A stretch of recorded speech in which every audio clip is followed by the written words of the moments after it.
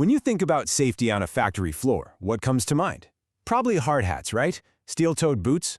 Well, what if I told you the most powerful safety shield isn't something you wear, but something you share? Today, we're diving into how communication and teamwork aren't just about getting the job done. They are absolutely critical, life-saving tools.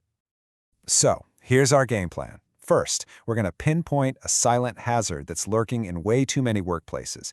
Then, we'll unpack the two powerful tools that fight back, and you'll get to see them in action in a fascinating case study of a plant that completely turned its safety record around. After that, we'll check out the official rules that give this whole approach some real teeth before we pull it all together to see how a truly safe culture is built. Okay, so let me just ask you this. What do you think is the most dangerous machine on a factory floor? Maybe one of those giant presses, or a super high-speed assembly line. Take a second. What pops into your head? Well, it's none of those. The single most dangerous thing in any factory is a breakdown in communication. It's an invisible machine for sure, but its consequences are very, very real. And that brings us right to our first section, the factory's silent hazard. This is that invisible threat we're talking about, the one that quietly undermines every other safety measure and leads to misunderstandings, mistakes, and ultimately real-world harm.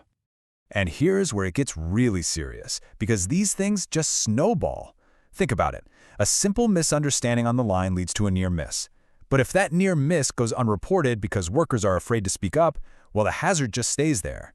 So when a real incident finally happens, the response is slow, it's confused, and all of this creates this atmosphere of fear and mistrust that just eats away at the safety culture from the inside out.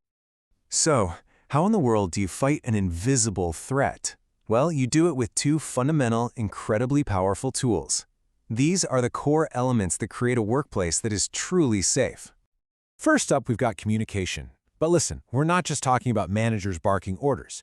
The key phrase here is two-way street. Information has to flow from the factory floor up to management just as clearly and easily as it flows down. It's all about creating a constant, open conversation. And a second tool is teamwork.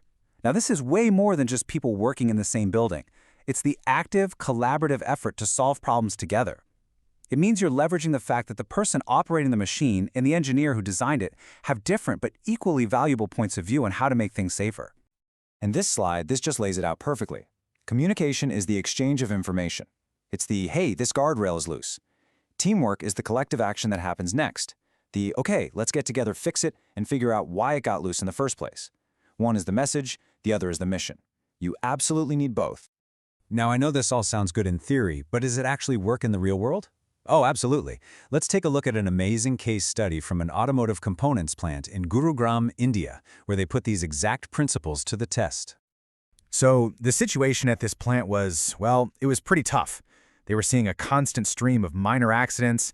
They had this continuous improvement program called Kaizen, but nobody on the floor was really participating. And the root of it all? A total failure of upward communication.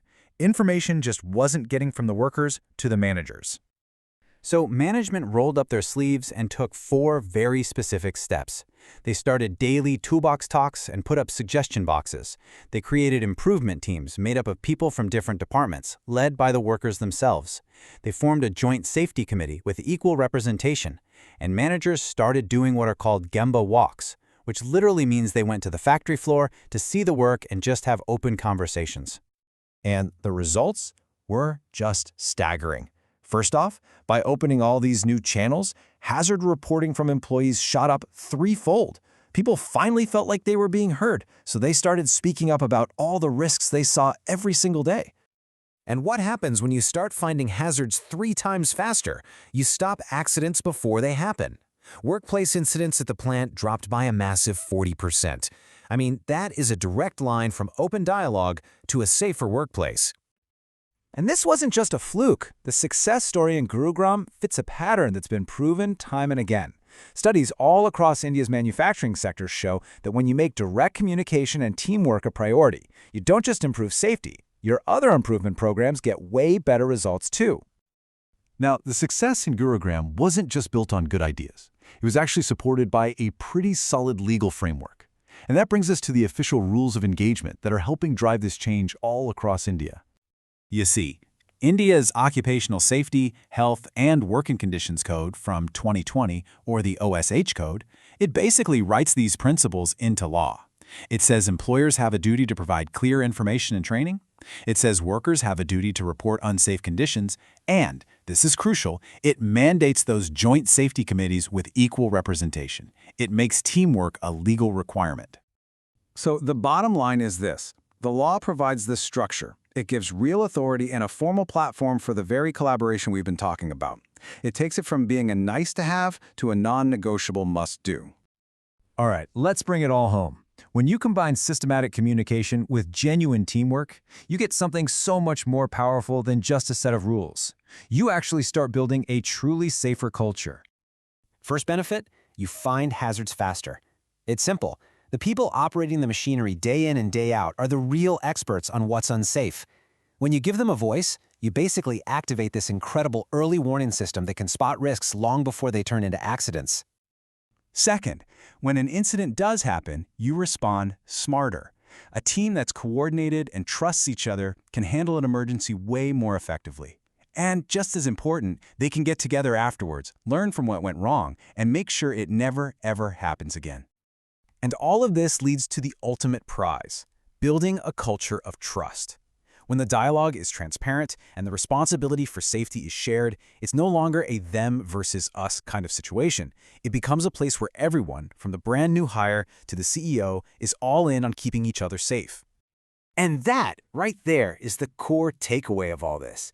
You can have all the rule books in the world, but a truly safe workplace isn't built on paper. It's built on human connection. It's built on strong relationships and on the bedrock of open, honest dialogue.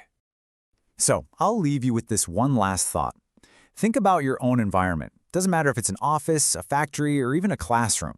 Where are the silences? And what do you think you might hear if you really started to listen?